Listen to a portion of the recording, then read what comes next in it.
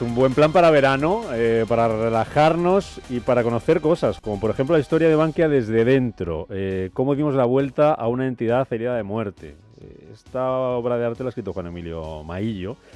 Desgrana las claves que explican lo que pasó en la entidad durante su etapa como director de comunicación externa, nada más y nada menos que 5 años, en una época difícil para la entidad, para la economía española, para el sector financiero, pero sobre todo para Bankia. 2012-2017. Juan Emilio Maillo, bienvenido, muy buenos días. ¿Qué tal? Buenos días. Placer verte mucho tiempo después. Pues sí, un placer, de verdad. Como nos contabas, como hablábamos ahora antes de que se abriera el micrófono, lo que tienen ciertos trabajos es que no tienes tiempo ni para los amigos ni casi para los compromisos, ¿no? Sí, y ahora esta época tuvo esa particularidad, ¿no? Que era un grado de intensidad profesional muy grande, un momento, bueno, pues como señalabas, único para la economía española, dentro de la economía para el sector financiero y dentro del sector financiero pues con una mirada totalmente focalizada en Bankia por el tamaño de la entidad, ¿no?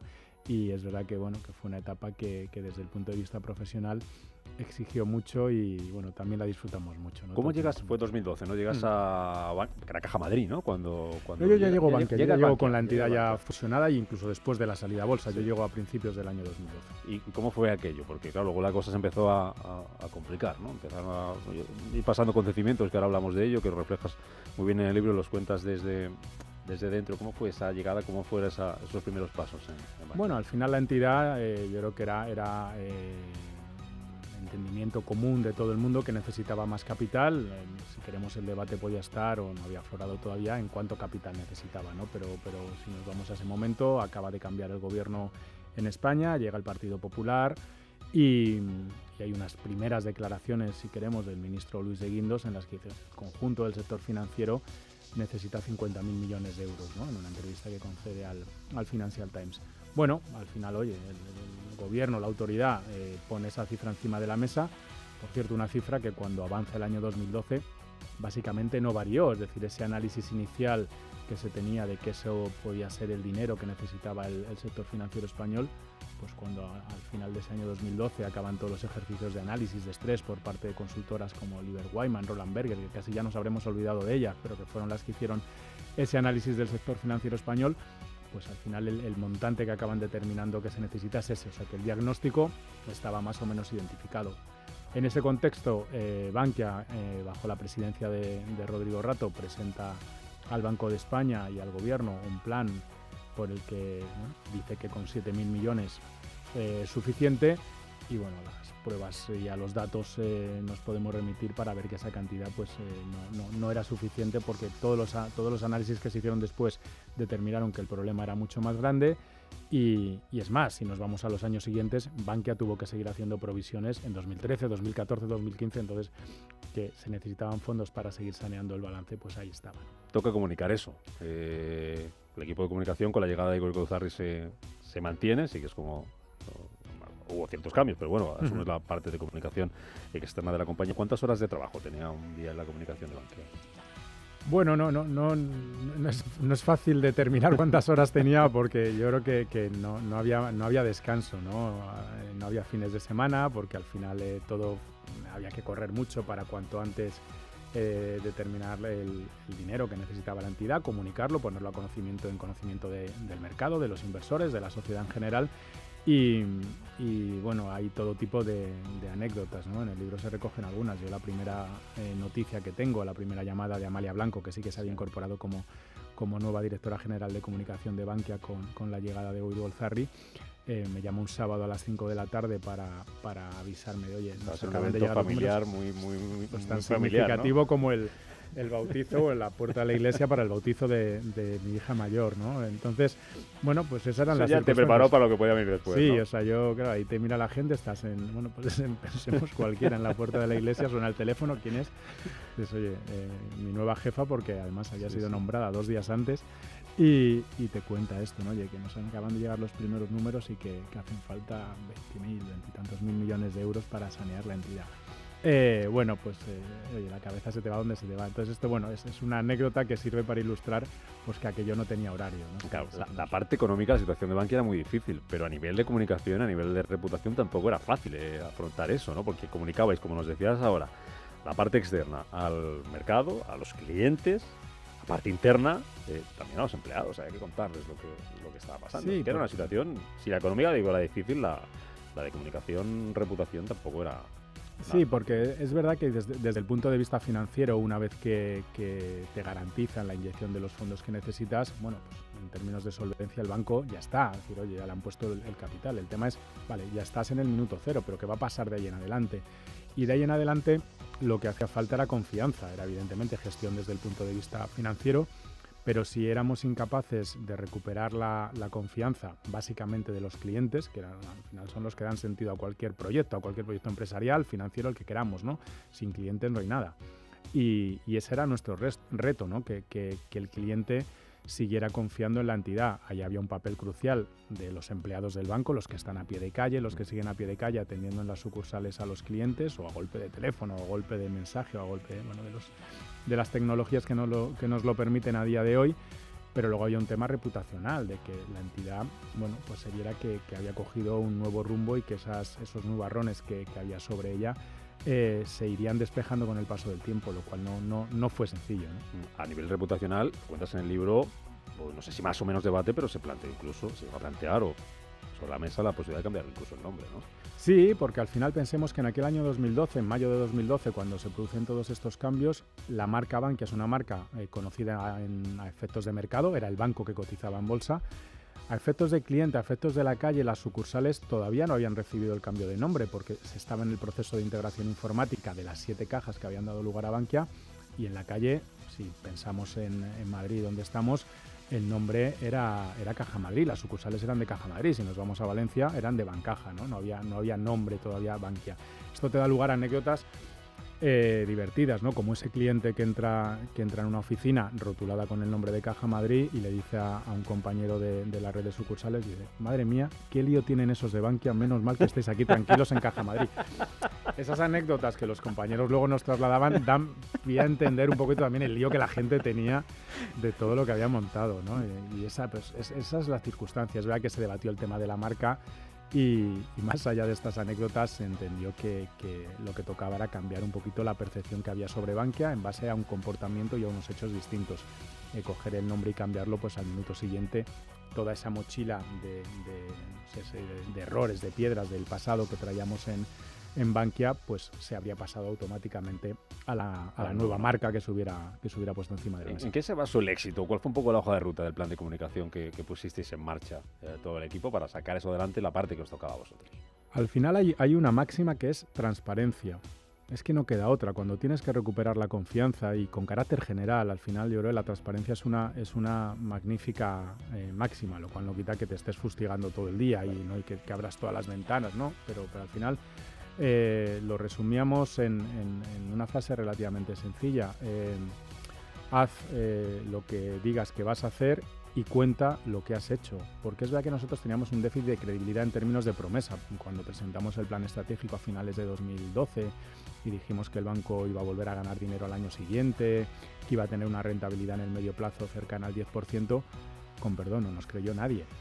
No había ningún tipo de crédito hacia eso. Entonces lo que teníamos que demostrar es, vale, oye, este es nuestro plan, pero teníamos que correr a demostrar que los hitos que habíamos puesto estaban cumpliéndose o que iban en el camino de empezar a cumplirse. Esa vuelta al beneficio, esas primeras medidas de obtención de la eficiencia, esa primera generación de capital orgánica del banco. Es decir, oye, el banco le han dado dinero, pero ahora es capaz autónomamente de generar capital. Bueno, esos procesos, la clave era ir demostrando con hechos que las cosas iban de otra manera. Desde fuera, Juan Emilio, da la sensación de que el equipo directivo se ayudó mucho. Era más fácil contar esto, comunicarlo con un presidente como José Ignacio Gurgozarri, con un consejero delegado como José Sevilla, que hay un apartado en el libro en el que, vamos a hacernos autopublicidad, en el que aparezco yo, cuentas que cuando empezó a ponerse en los medios Sevilla, la primera entrevista, no sabía yo que había sido conmigo. Me enteraba al leer el libro.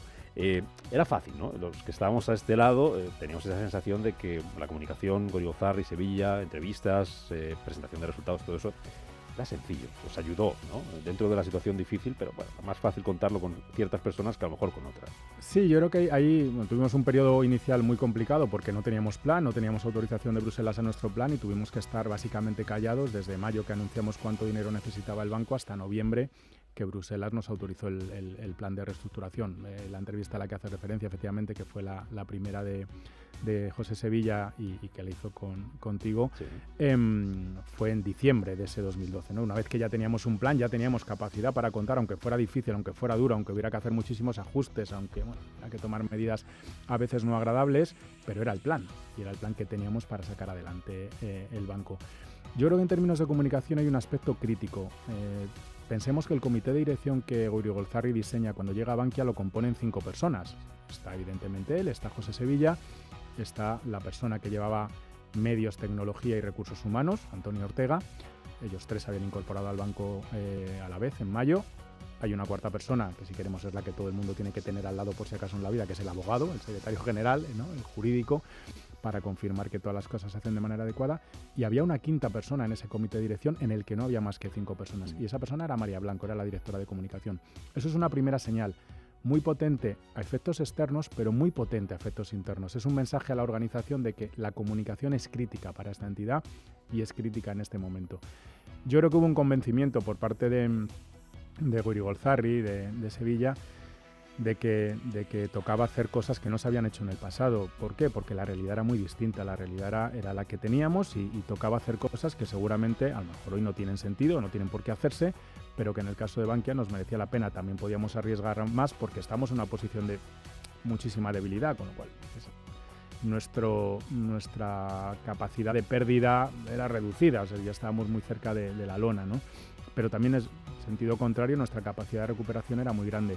Y ellos, al final, es gente que venía de carreras de 20, 30 años en el sector financiero, si queremos, inmaculadas, arriesgaron mucho su reputación, la arriesgaron ellos, la arriesgaron las personas que se incorporaron al Consejo de Administración del banco en aquel momento, y ellos arriesgaron, pero es verdad que arriesgaron y confiaron en la comunicación, confiaron en el equipo de comunicación y en que había que hacer cosas seguramente un poco distintas para levantar la imagen de la entidad. Eso que cuentas, mientras yo lo leía en el libro, esos nombres que formaban parte antes, la etapa anterior del Consejo, ¿no? Era el Consejo de Bankia, había sindicatos, había partidos políticos. Yo recuerdo, ahora que mencionábamos esa entrevista con José Sevilla, que la hicimos en la sede de Bankia, en las Torres, aquí en Madrid, y recuerdo, pues, enseñarnos un poquito, y una de las cosas, no sé si orgullosos, pero que sí que destacabais, porque eso también es comunicación, era cómo habían cambiado los nombres, ¿no? Mira, donde antes se sentaban XXX, ahora se sientan XXI. Y eso también es comunicación, ¿no? Esa imagen que da al exterior, de donde antes había, pues, partidos políticos, gente que no tenía nada que ver con el sector financiero, luego había gente profesional, ¿no? Sí, yo creo que fue un cambio de la gobernanza de las cajas de ahorros, que aunque se habían convertido en bancos, en muchísimos casos seguían teniendo una gobernanza con muchísimo peso del ámbito político, del ámbito empresarial y sindical. Al final los consejos se conformaban pues sobre esa imagen o esa reproducción de lo que podía ser la sociedad, pues articulada a través de sus representantes. Pero una cosa es que los partidos políticos o los sindicatos y los empresarios puedan designar los consejeros de una entidad financiera, hasta ahí bueno. Otra cosa es qué personas eligen para ello, ¿no? Y yo creo que el ejemplo lo tenemos en otras entidades financieras, en otras cajas de ahorros que han tenido modelos de gobernanza con las mismas reglas, si queremos, mucho más profesionales, mucho más parecidos a personas con experiencia en el ámbito financiero y con menos peso, con una trayectoria pues o menos política o no solo política o sindical o de patronal empresarial como la que podía haber en Bankia y en otras muchas cajas de ahorros, ¿no? Entonces, bueno, yo creo que esa primera señal de profesionalización de los consejos fue crítica, ¿no? Un consejo que tenía Bankia y BCA, que eran dos entidades en el fondo, una que era la matriz y la filial que cotizaba en bolsa. Entre ambas pues había 22 consejeros en una, 15 en la otra. Pues al final eso acaba en un consejo de 10 personas en Bankia y el mínimo legal que podíamos tener en BCA, que eran 5, que básicamente 4 eran comunes, no cobraban por estar allí y demás. Se hace un ejercicio de reducción de consejos y de profesionalización de consejos, incluso en las filiales. Lo contábamos en aquella época y la gente se sorprendía. Bankia tenía muchísimas filiales, como puede pasar en empresas de estos tamaños, pero se utilizaban los consejos de las filiales para colocar también a gente de este ámbito político, ¿no?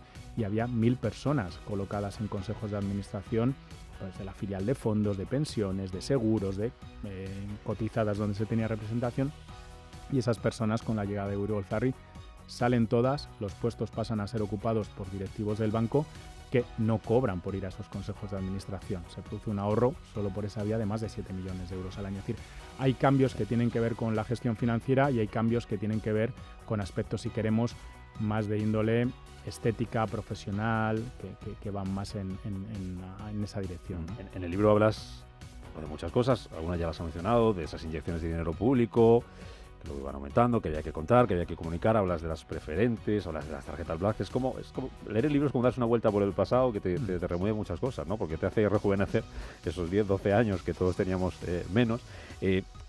Preferentes, black, dinero público, ¿cuál fue el momento más crítico desde el punto de vista de comunicación o reputación? Desde el punto de vista de reputación, de decir nos estamos jugando el banco, al final es el momento inicial, el que hablábamos antes de la confianza de los clientes, ¿no? Yo creo que ese es un momento muy crítico. El tema de las tarjetas black, que generó un estruendo mediático tremendo, ¿no? Al final, porque era el juicio a un sistema que había nacido en la transición, a representantes de todos esos segmentos políticos y sociales de los que hablábamos antes, que habían hecho uso de una tarjeta pues de forma no legítima, como al final acabaron determinando los tribunales. Eso tenía, si queremos, una ventaja, que es que tenía que ver con la gestión pasada, incluso ese proceso se lleva adelante porque lo denuncia el equipo que entonces había llegado al banco, se descubre esa actividad, esas tarjetas black, y se ponen en conocimiento de las autoridades del gobierno por un lado y judiciales por otro, pero al final manchan la reputación de la entidad. O sea, aunque hubiera una cierta diferenciación de estos eran los de antes, estos son los de ahora, pero al final todo giraba alrededor de la marca Bankia o de la marca Caja Madrid, que era básicamente donde se habían utilizado estas tarjetas, ¿no? Y luego hay un elemento personal, si queremos, en términos de lo más difícil, tiene que ver con el ERE. Cuando tienes que hacer un ERE para 4.500 personas, en términos macro, lo comunicas, bueno, tiene su dureza, pero al final la dureza son las noticias que se publican de ello. Luego lo tienes que bajar y traducir a personas concretas con su nombre y apellidos. Y yo lo tengo claro, dices, cuando te toca a ti, dices, a ver, ¿y en mi equipo qué pasa? Pues yo tuve que pedir a 2 personas de mi equipo que salieran del banco y esa es la parte personalmente más dura, sin ninguna duda. ¿Por qué decides contar todo esto en este libro, Bankia Dentro? Pues lo primero porque ya lo peor pasó y has tenido más tiempo, imagino, ¿no? Que entonces hubiera sido imposible sacar tiempo para algo así. Cuando vivíamos la experiencia nos lo decíamos, ¿no? O sea, estábamos, cuando podíamos parar un poco, ¿no? Y pensábamos, esto hay que contarlo algún día, ¿no? Dices esto porque había días que acabas y dices, madre mía, lo que hemos acabado viendo hoy o esta semana, o cerrabas un trimestre y dices, echabas la vista atrás y lo que había pasado en los últimos 3 meses. Y es verdad que son tantísimos acontecimientos que marcaron tanto la historia de este país que siempre decíamos que merecía la pena contarlo. Y luego porque al final el tiempo, pues supongo que hace prescribir algunos silencios que uno debe guardar. También Bankia ha desaparecido y está integrada dentro de CaixaBank. Judicialmente, todo lo que rodeó al banco en términos del juicio alrededor de la salida a bolsa y del proceso de saneamiento y reestructuración, pues el Tribunal Supremo determinó que más allá de que el resultado de la salida a bolsa evidentemente económicamente fuera malo, que se le devolvió el dinero a los inversores minoristas que nos puedan estar escuchando, pero que no hubo responsabilidades de índole penal, ¿no? Que las cosas se hicieron conforme un poco a las reglas y a la normativa que había en aquel momento. Pues una vez que despejas esos horizontes, bueno, pues piensas que la verdad de lo que ocurrió está más asentada, ¿no? Y se puede trasladar. Pues es una suerte poder recordarlo con las páginas de este libro, Bankia desde dentro. Juan Emilio Maillo Belda, que ha venido hoy a vernos aquí a Capital Intereconomía y a explicarnos cómo fue aquella etapa interesante y apasionante que pueden ustedes recordar y echar la vista atrás, que siempre es bueno aprender de lo que se ha hecho en el pasado y en este caso se ha hecho bien, por si hay que volver a hacerlo, lo tengamos ahí. Juan Emilio, un placer. Muchas gracias. Muchas gracias, Rubén. Mucha suerte.